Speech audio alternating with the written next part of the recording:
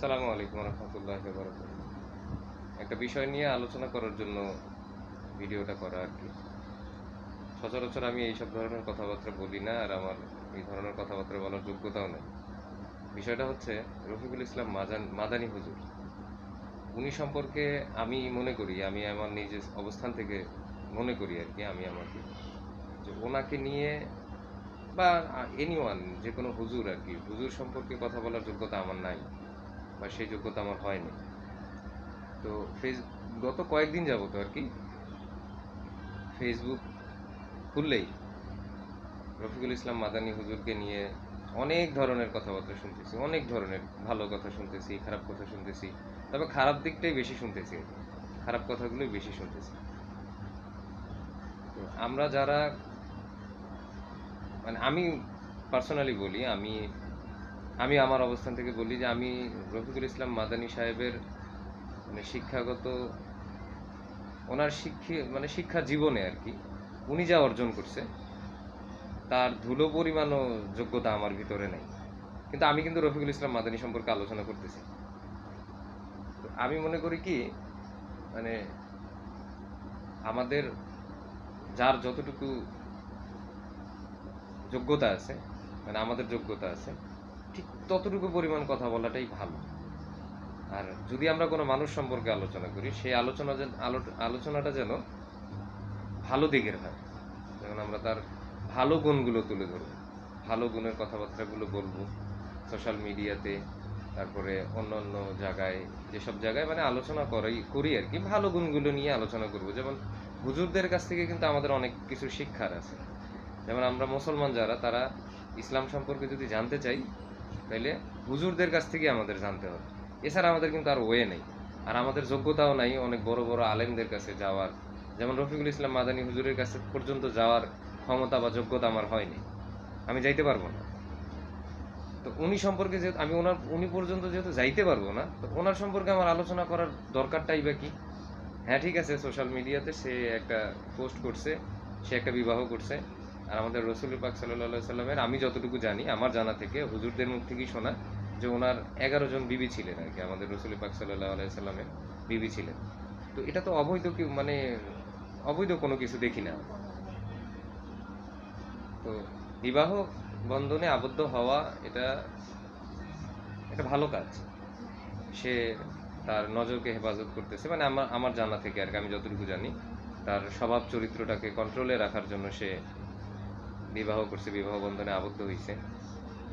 হয়তো সে খারাপ কাজে লিপ্ত ছিল, সেটা থেকে বের হয়ে সে ভালো, মানে যেটা কি বলো এটারে, পাপের কাছ থেকে বের হয়ে সে আলোর পথে আসছে আর কি, এটাই আমার ভাষায় আমি বললাম আর কি। সবারই উচিত তাকে সাপোর্ট করা। হ্যাঁ, তার ওয়াইফ হয়তো বা মাইনা নিতে কষ্ট হচ্ছে, আমরা যে যার যে অবস্থান থেকে এই এই কাজগুলো থেকে পরিবর্তন হই, তাই না?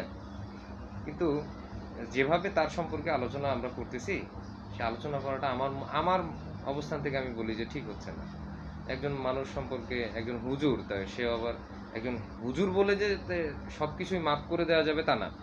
কেননা তার দোষ গুণগুলো দেখবে তার লেভেলের লোকরা, ঠিক আছে? কারণ তারা ভালো বোঝে আর কি, কোনটা ভালো হইলো কোনটা খারাপ হইলো, তার লেভেলের লোকেরা। আমরা তো তার লেভেলের না।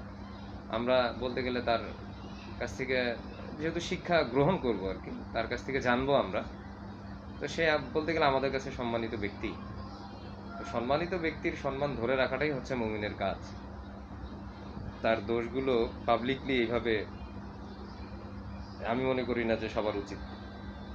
তা আমরা যার যার অবস্থান থেকে পরিবর্তন হই। আমি আমি আমার মতামতটা ব্যক্ত করলাম আর কি। অনেকেরই হয়তো বা এই কথাগুলো খারাপ লাগতে পারে। খারাপ লাগার কিছু নাই ভাই। সবারই উচিত যে আমরা সবারই ভালো কিছু কামনা করি, খারাপ কিছু না। আমরা খারাপ দিকগুলোতে যাব না। কেন খারাপ দিকগুলোতে যাব না? খারাপ কাজগুলো হচ্ছে শয়তানের ধোঁকা, এটা আমরা সবাই ভালো করেই বুঝি। তো শয়তানের কাজই হচ্ছে আমাদের ধোঁকায় ফেলানো। এখন এই যে রফিকুল ইসলাম মাদানী হুজুরকে নিয়ে আমরা যে কথাবার্তাগুলো বলতেছি, আজে বাজে অনেক ধরনের কথাবার্তাগুলো বলতেছি, অনেক ধরনের ভিডিও বানাইতেছি, এটা করতেছি ট্রেন্ডিংয়ে থাকার জন্য, অনেক রকমের অনেক কথা বলতেছি, অনেক আরও সামনের দিনগুলোতে হয়তো বা আরও অনেক ধরনের কথাবার্তাগুলো হবে, অনেক ভিডিও হবে, অনেক কিছু আপলোড হবে, ঠিক আছে? কিন্তু ভালো দিকগুলো, যে সব ভালো দিক, আমরা ভালো দিকগুলো তুলে ধরতে আমাদের দোষের কি, অন্যায়ের কি? আমার মাধ্যমে যদি আপনি ভালো কিছু জানেন, সেটা আমার জন্য ভালো আর কি।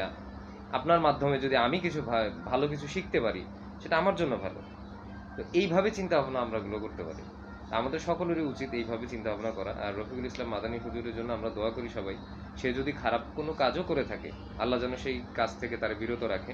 কেননা সে কোরআনের হাফেজ এবং কোরআন সম্পর্কে সে ভালো বোঝে এবং কোরআনের সকল প্রকার জ্ঞান তার মধ্যে আছে আমি জানি। আর তিনি যেটা করছে তার অবস্থান থেকে সে, আমি মনে করি অনেক ভালো কিছুই করছে। আমি মনে করি আমার অবস্থান থেকে সে খারাপ করলো, সে যদি খারাপও করে থাকে, সেটা আমার আমার কোনো কিছু যায় আসে না। কেন যায় আসে না? সেটার বিচার করবে আল্লাহ। সেটা বিচারের জন্য আল্লাহ পাক রব্বুল আলামিন আছেন, তাই না? তা আমাদের উচিত সকলেই তাকে সাপোর্ট, মানে দিতে পারবো কিনা, সাপোর্ট দেওয়া উচিত কিনা আমি জানি না, কিন্তু তার সম্পর্কে খারাপ ধরনের কোনো কোনো হুজুর সম্পর্কে আমাদের মতো লোকেদের, যাদের ভিতরে কোরআনের জ্ঞান নেই, আলো নেই, কারোরই উচিত না যে কোনো হুজুর সম্পর্কে কথাবার্তা বলা। ঠিক আছে? তাদের সম্পর্কে যদি আলোচনা করতেই হয়, একান্তই তারাই করবে যারা কোরআন সম্পর্কে বোঝে এবং কোরআন সম্পর্কে জানে, যাদের ভিতরে কোরআনের আলো আছে, তারা তারা ধরবে। তো আমার কথার মধ্যে অনেক ভুল ভ্রান্তি থাকতে পারে, আমি সকলের কাছে ক্ষমা চাই। আমি হয়তো বা এই ধরনের কথাবার্তাগুলো বলার যোগ্যতাও আমার ভিতরে নাই, তবুও বলার চেষ্টা করছি। আর সবাই নিজের প্রতি একটু খেয়াল রাখবেন। আমরা অন্যের গুণগুলো তুলে ধরি, ভালো কাজগুলো তুলে ধরি সোশ্যাল মিডিয়াতে, যেন তাকে দেখে অনুপ্রাণিত হয়ে যেন আমরা ভালো কিছু করতে পারি, ভালো দিকগুলো। আসসালামু আলাইকুম, সবাই ভালো থাকবেন।